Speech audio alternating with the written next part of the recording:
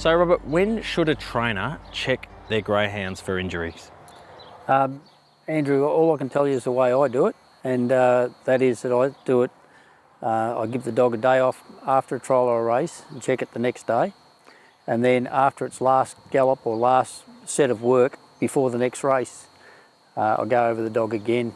And what I do is, it's not what you'd get at a vet where they thoroughly go over the greyhound head to toe. It is what I call a basic check. All the vital things that I think are concerned, that the nasty things that could go wrong, and make sure everything is in place. So nasty things as a general rule for greyhounds? Which is general, that I'll be talking about the things that in the large percentage of what can go wrong, you just check those areas. And again, other people might be a little bit more thorough than me, I don't know, but this is just basically the way I do it. Okay, do you want to show us a demonstration? Yeah, no problem. Andrew, I go over the dog, I start at the front, I start at the feet, I splay the toes, and you can see this dog straight away found an injury because he's got a split webbing, but I already knew about that in there. I splay the toes, check for things like split webbings and any spike wounds or anything like that. Without a lot of force, I come down on the toes so that we see if there's any soreness in that area. I then go with my thumb up to the stopper bone in the hole there. I push downwards and upwards and see if there's any soreness, which is not. I then flex the wrist there. I then take the shoulder, I move it out to stretch the muscles in the shoulder that way and down. I then lift this leg off the ground. I use my finger to run down the metacarpals to see if there's any soreness at all in the metacarpal area. I then repeat the same thing on the other side. Splay the toes, down like that, check the wrist for soreness. Stop a bone, backwards and forwards, back and forward with a flex and stretch. Basically that's looking at everything from that far down on the dog, and also some of the shoulder things. I then look at the monkey muscles, and visually you also look at them. You look down, see if there's any change in shape or swelling on either side. The flat of the muscle, I don't go the sides or the tops of the bottoms, it's the flat of the middle of the muscle with your finger, not sticking in, but just flat like that on both sides. I then go to the blade of the shoulder. You can feel the blade that goes all the way down, and both sides of the blade, I just check if there's any soreness in that area. Then I use my thumbs to push the blade forward, see if there's any scapular problems. So basically that's all I do for the front of the dog, other than, the chest muscles, both sides of the legs. I just pulsate with the flats of my fingers and my thumb, there and there, see if there's any soreness. Now, most dogs, you can make them sore if you want to make them sore, so you've got to find the dog's tolerance level. So you find the dog's tolerance level. If you push too hard, you'll make him sore. But if you find their tolerance level and just keep below that, you'll basically see if there's any soreness. And does that vary from greyhound to greyhound in terms of the tolerance level? It does, and the other thing it does, the more dog gets checked and he gets used to you, his tolerance level probably goes up. Also check any signs of an acidosis or soreness in the saddle muscles. Just one hand, I don't do it hard, just down through the back and the flat of those muscles. Then I go to the triangle muscles. You start from the outside, I use the flat of my hands, again the middle of the muscle, and work your way around the muscle. Then what we call the pencil muscle, you can make them sore in this area if you push too hard, so I don't do too hard. Down there.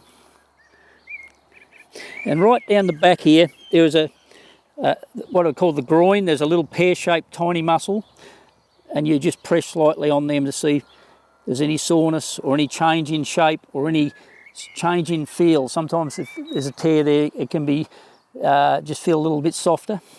But again, there's three things I look at: is the triangle, the pencil, and the pectineus, I think it's called. There's just a little pear-shaped muscle in there.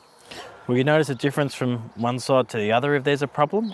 Or is it what you're used to from previous checking on that dog? If a dog's got a fresh injury, quite often you'll feel it straight away in that there's heat there's also a feeling of softness or puttiness where there's an injury where the other side is nice and toned and you can feel everything's fairly normal. Yeah, and by checking against the other side quite often, that's when you do feel something's quite a little bit different. Then I start my hand down the leg, my thumb start at the top, and the thumb goes down. I feel if there's any change in the fibula, and that most of the common injuries is in that area where the vein goes across there. If there's a hairline crack there, that's where you'll get it. I then pick the leg up, and again, it's a flex to flex the hock. Push forward to stretch the back muscle, and a stretch back which will stretch those muscles there. And again, I just finish off by doing another flex. And what you're looking for with the flex, if he puts it down like that, you'll know there's very little wrong. If a dog puts it down very slowly or just stands there quivering like that after you've flexed that, you'll know that there's certainly either a hock injury or a calf injury or something in between. How hard are you pushing with that flex? It looks like it's quite firm. Quite firm, and again, sometimes if you may want to do it 2 or 3 times, and you'll see how well he puts that back down. So there's very little issues in that area. Again, lifting one leg, same as I did with the metacarpals. I use the flat of my thumb, and I check down the metatarsals, and particularly in the tarsal bone area there. Now, what happens if they are sore? They buckle. The dog will buckle, and you'll feel discomfort. Same the other side. Bring him round. Down check the fibula. Stretch, stretch, flex, and you see how well he puts that down. The other thing you can do, and as I said, that's as a basic test, is just to rotate the bones of that between your fingers, push the toes back, then put it down again.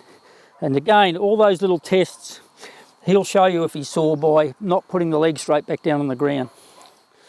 I then go to the back muscles, which are very vital. If they tear a back muscle, not many dogs come back from it. So prior to racing, you really should make sure there's no soreness whatsoever in these areas.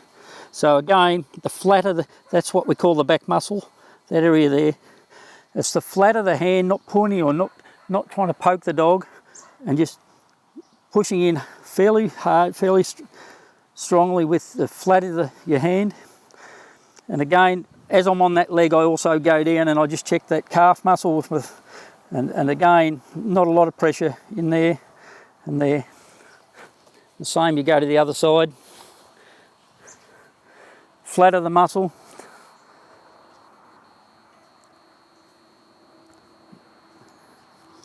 Calf.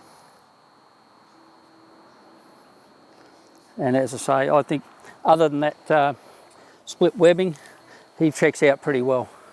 But again, we did that at a fairly slow pace, but if you did it at going over a number of dogs, you do that in about 2 minutes per dog, and not hard to do, and you'll pick up 90% of the things that can go wrong or detect it before they go wrong.